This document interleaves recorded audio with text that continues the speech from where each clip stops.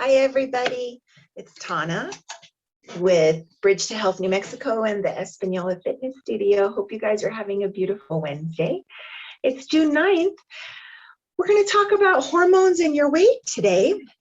We did a full hour session of this on Saturday, and I think I was supposed to talk about weight and quarantine. So forgive me for that little mix up. My son graduated from high school that week and my brain was kind of all over the place. So I'll be sure to flip that the next hour long when I do. So you get your half an hour and an hour for each topic.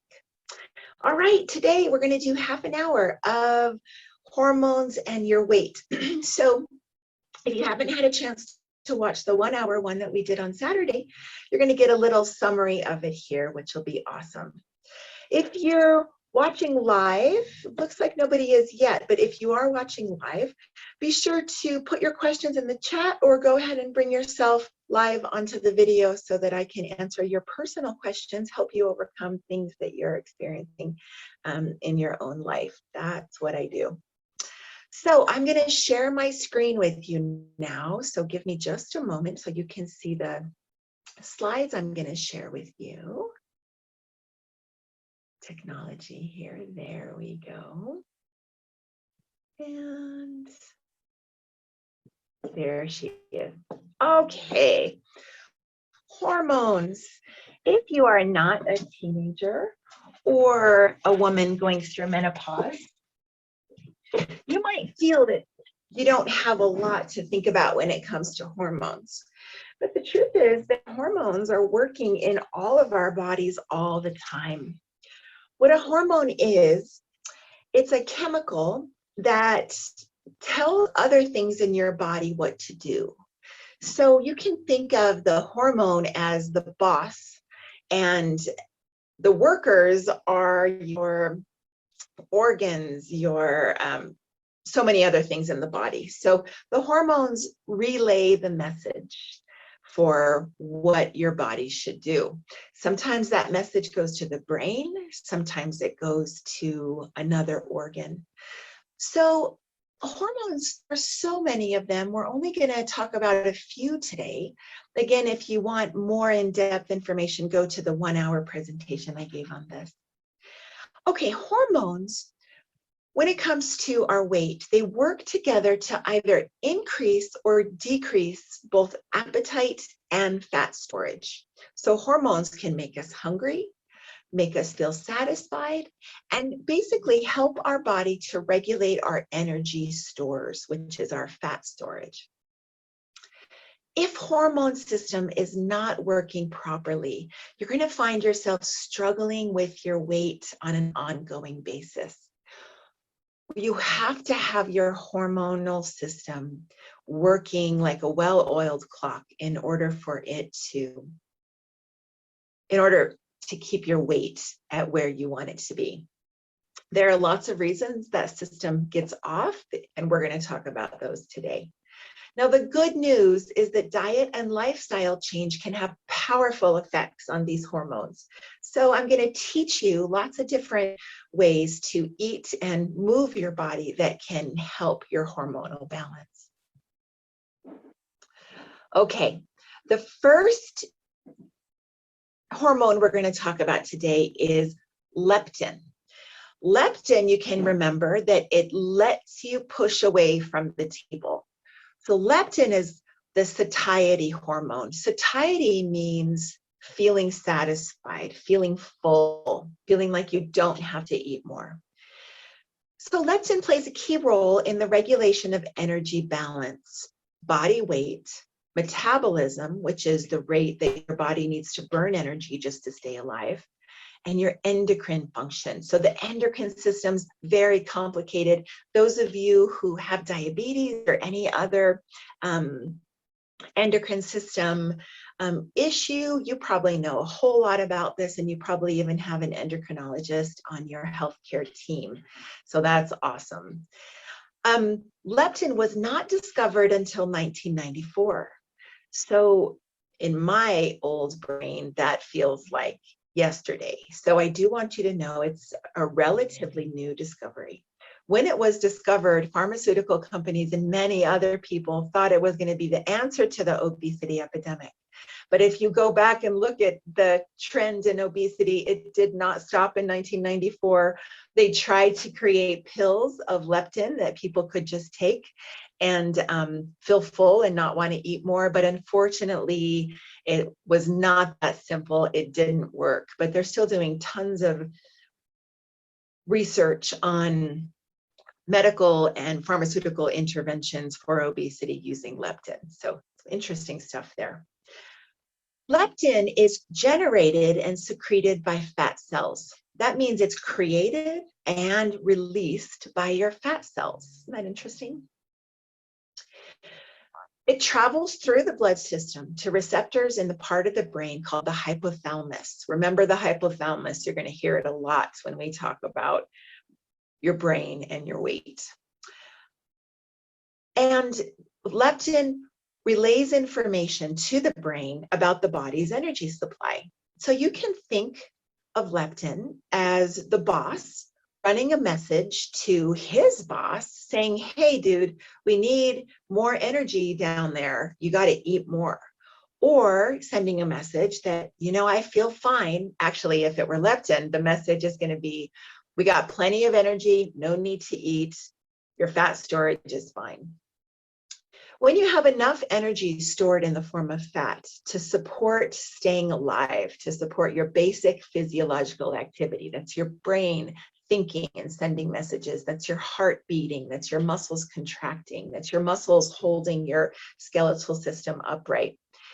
You also have enough energy for exercise and to go through puberty and or pregnancy at different times in your life, then your leptin levels are elevated.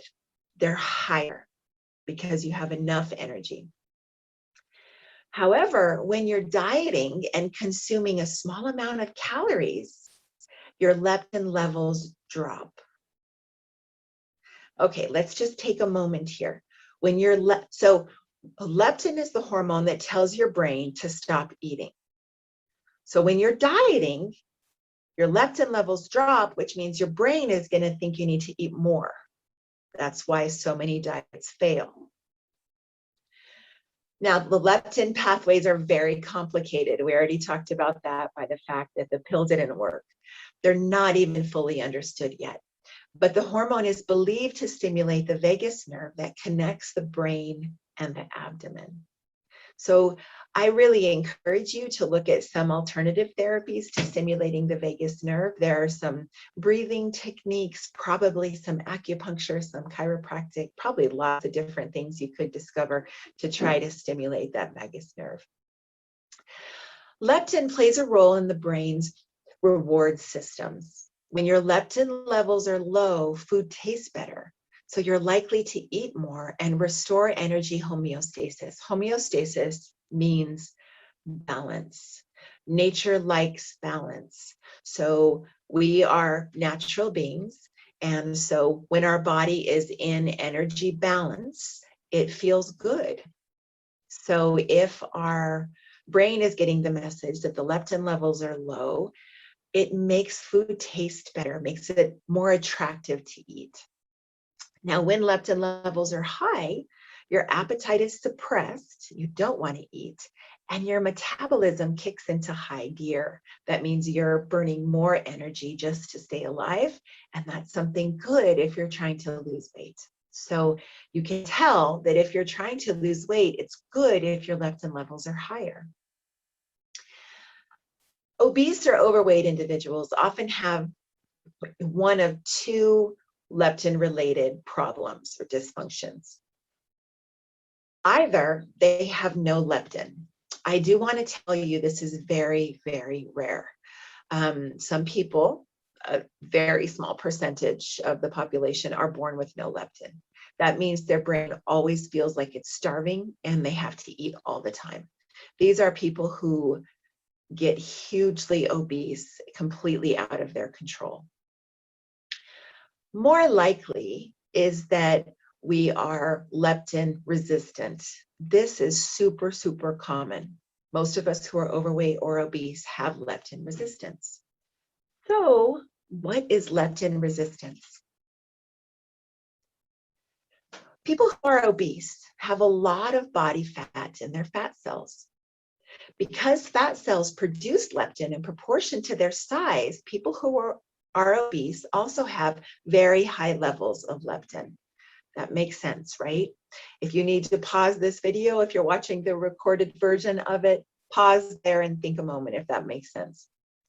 Given the way that leptin is supposed to work, many obese people should naturally limit their food intake. But that doesn't happen, does it? We're going to talk about why. Why leptin resistance? It's now believed to be one of the main biological contributors to obesity. What's happening is that there's been a communication breakdown. Leptin is talking to the brain, but the brain is not understanding the message. Okay, the brain has come resistant to the message that leptin is sending. I like to think of this as a nag. Okay, those of you who are nags, or those of you who live with nags, defined as somebody who is always telling you what to do over and over and over and over and saying the same thing. You become resistant to hearing that message, correct? I have teenagers in the house, so believe me, I feel like they have mom resistance. They don't hear my messages anymore because I've been sending them for so many years. My children are mom resistant. And if you have leptin resistance, your brain is leptin resistant. That means your brain is not receiving the leptin signal, and it mistakenly or erroneously thinks that your body is starving, even though your body has more than enough energy stored. This makes your brain change its behavior in order to regain body fat. It wants to eat more. Your brain thinks that you must eat more in order to prevent starvation. And let me tell you, try to resist eating if your brain thinks it's starving. It's almost impossible. And number two, the brain reduces energy expenditure in the body. In an effort to conserve energy, your brain decreases your energy levels and makes you burn fewer calories at rest. That's not good if you're trying to lose weight. When you're trying to lose weight, you want to expend energy, not conserve it. If you currently have a lot of body fat, especially in your belly, abdominal area, then you are almost certainly leptin resistant. So this is an answer to a mystery for a lot of people. Here's the big question, right? What do you do about it if you have it? Here's how it can be reversed. You want to try to reduce diet-caused inflammation in your body, all right? Inflammation that's caused by what you eat. And in general, focusing on an overall healthy lifestyle is likely to help you reduce your leptin resistance. So how the heck do you do that? Number one, avoid processed foods. Highly processed foods may compromise the integrity of your gut, your microbiome, and your intestines. It's super important to have good, healthy bacteria in there. And if your gut is not healthy, it drives inflammation. Number two, you eat soluble fiber. Soluble fiber is fiber that dissolves fully in a liquid. Soluble fiber can help improve your gut health and may protect against obesity. You can get tons of soluble fiber from eating fruits and vegetables, whole grains. You can also get it from supplementing it. So you could take a psyllium husk supplement, such as Metamucil, or you could do Benefiber. Personally, I like Benefiber if I need to supplement some fiber at some point, because it dissolves completely. It doesn't get that gelatinous thickening that you get with some of the psyllium husks. Number three, you've got to exercise. Physical activity may help to reverse leptin resistance. Sleep. Poor sleep is implicated in problems with leptin. You have to sleep. Number 5, lower your triglycerides.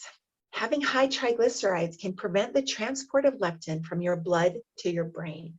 The best way to lower triglycerides is to reduce your carbohydrate intake.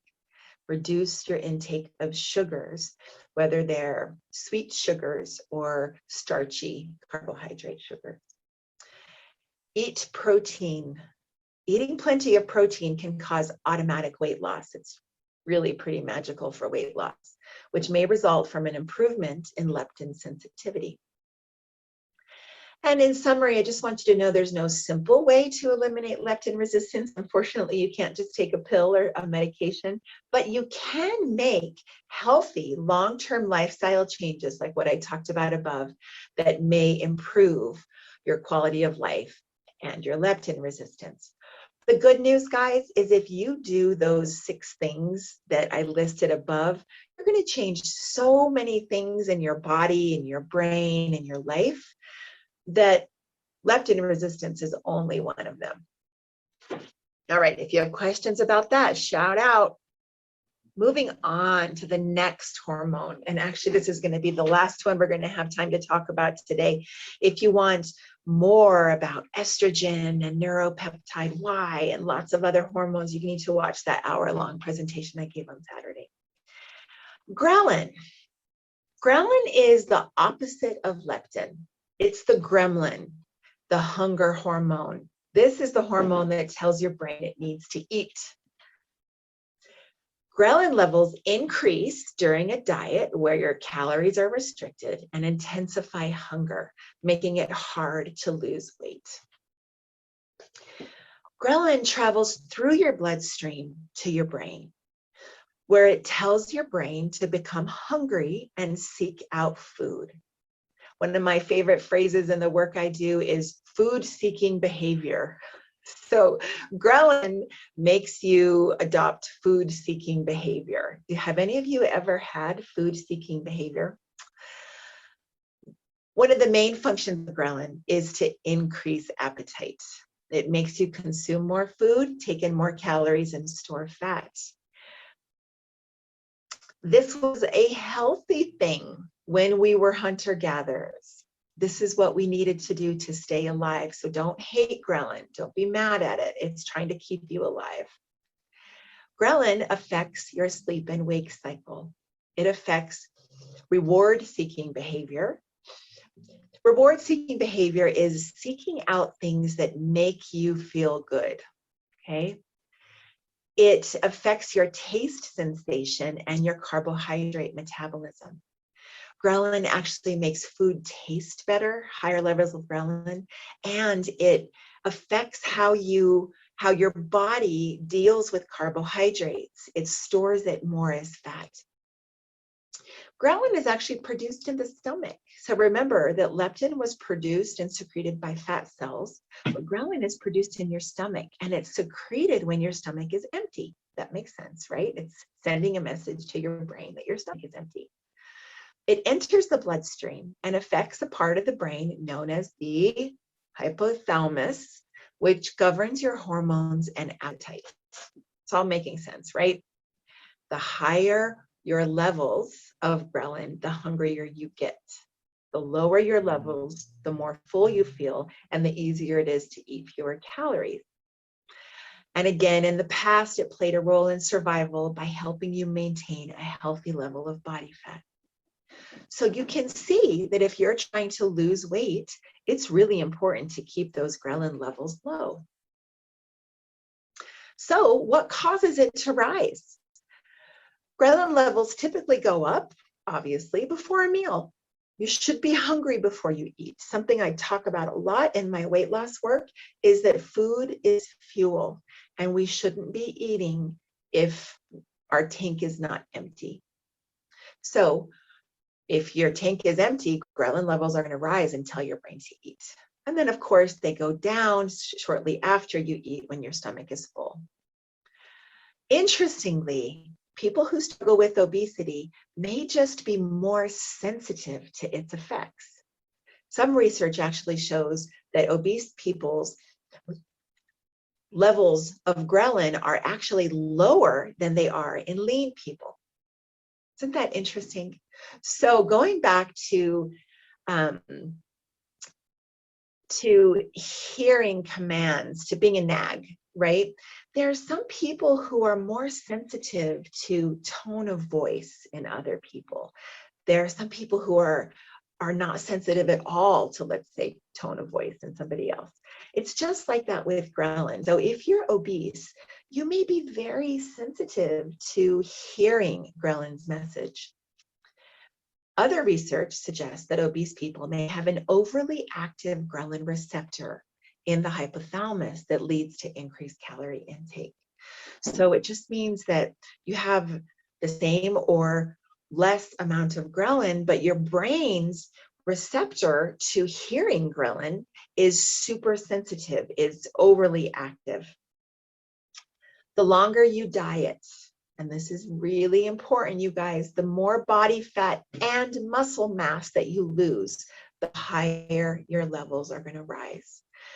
When you are dieting, you lose both body fat and muscle mass unless you work hard to keep your muscle mass high. And this is a trick that I hope I have on the next slide. If you want your ghrelin levels to stay low, you must build strong muscles. We'll talk about how to do that a little bit. Here we go. How to lower ghrelin and reduce hunger. Just like leptin, you can't take a pill that controls ghrelin. If you bought something for $19.99 at midnight last night off the TV that said it was going to keep your ghrelin levels low so you weren't hungry, you need to return that product as soon as it arrives because it's lying to you. You cannot control it with drugs, with special diets, or with supplements. However, there are things you can do, and this is all going to make sense and it's going to sound really familiar. Number one, avoid extremes in your weight. Don't yo-yo diet. Being both overweight or obese and anorexic or underweight alter your ghrelin levels.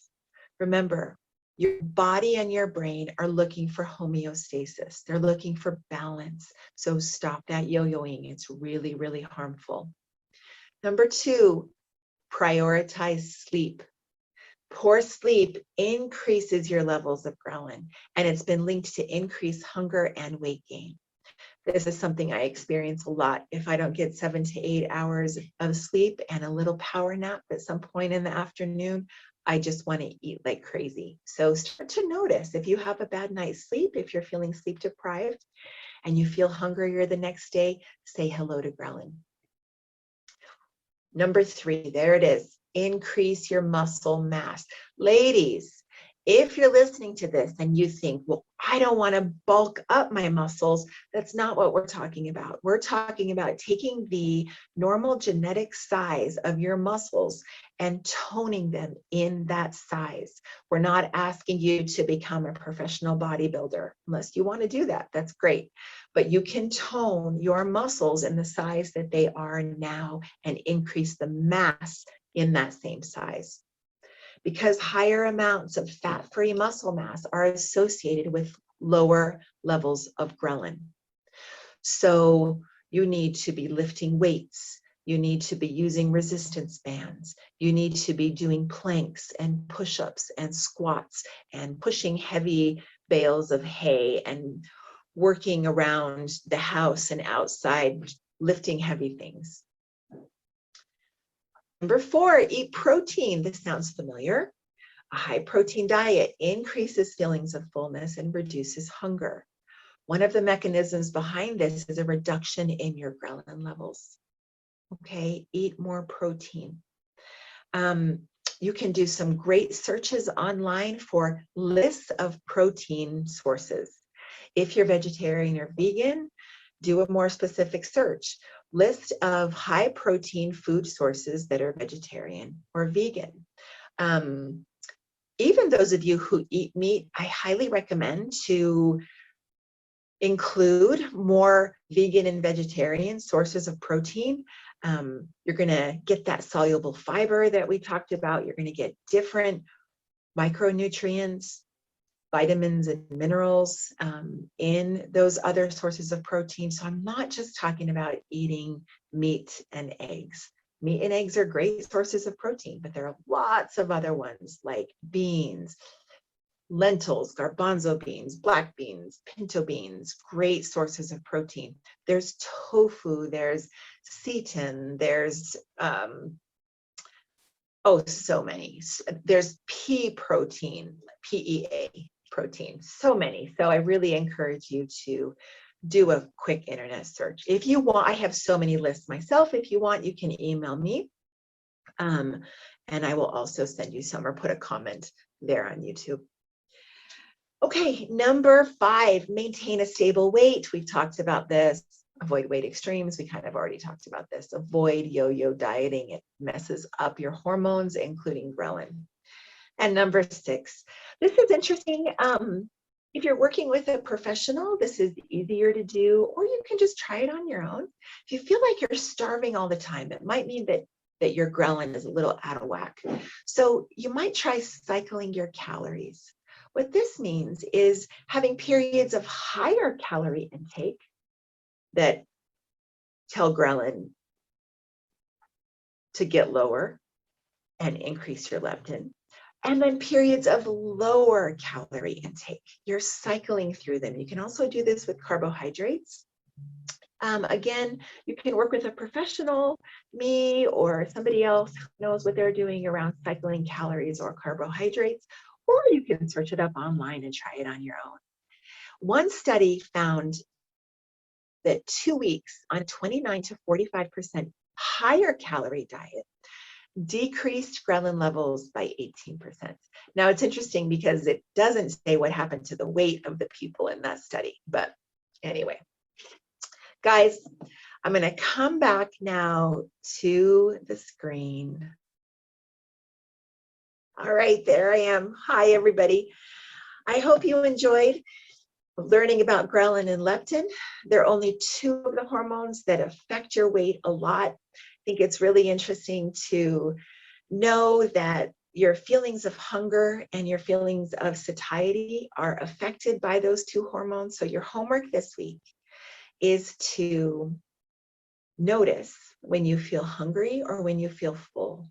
And I want you to take a moment to say hello to ghrelin when you feel hungry. Notice that it's sending a message from your gut up through your brain, stimulating the vagus nerve. Or if you're satisfied, if you're not hungry, take a moment and realize that your fat cells have sent leptin up to the brain to send a message, no need to eat more, we're fine, thanks for satisfying us. I want you to say hi to leptin. Become aware of the role of hormones in your body and how it affects your weight. It'll be easier to lose or maintain that weight. Thanks, guys. If you have any questions, go ahead and leave a comment. You can always give me a call, 505-591-4200, or text that number with any questions, comments, personal experiences that you have. If you are interested in working with me personally about your weight, you can also let me know there. We do groups 3 times a year or individually anytime. You guys have a great and beautiful day. Bye.